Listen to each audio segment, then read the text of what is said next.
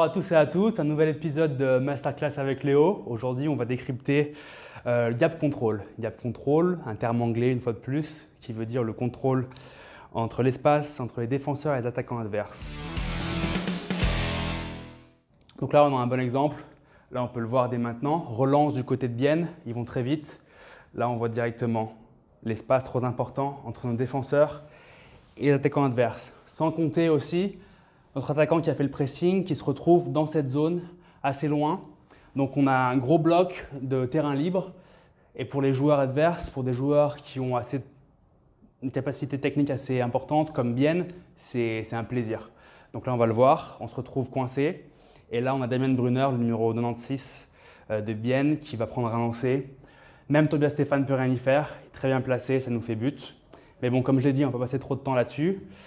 C'était un mauvais souvenir et comme on l'a pu le voir avec certaines vidéos et le staff, on a su corriger nos erreurs et contrôler ce gap pour que ce genre d'action ne se reproduise plus. Une fois de plus, un clip contre Ambri Piotta. C'était à domicile à la maison, une victoire.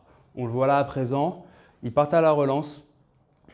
L'espace n'est pas très bon, le gap n'est pas très bon entre Marty et l'attaquant adverse. Par contre, là où Marty va se rattraper très vite, il va arrêter de croiser, il va arrêter de patiner. Il va simplement utiliser son corps de manière simple pour pouvoir enfermer ce joueur, l'enfermer.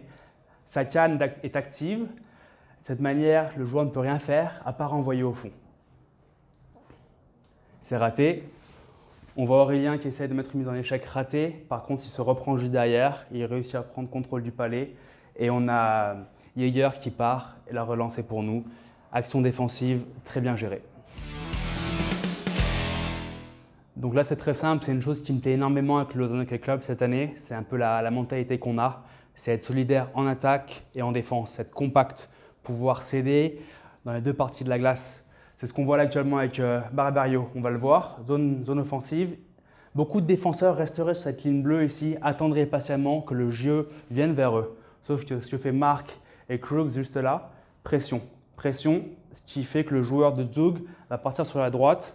Krug le contrôle très bien, il est très bon là-dessus. La canne ici, une distance de canne, ce qui permet au joueur de Zug pas avoir vraiment d'occasion.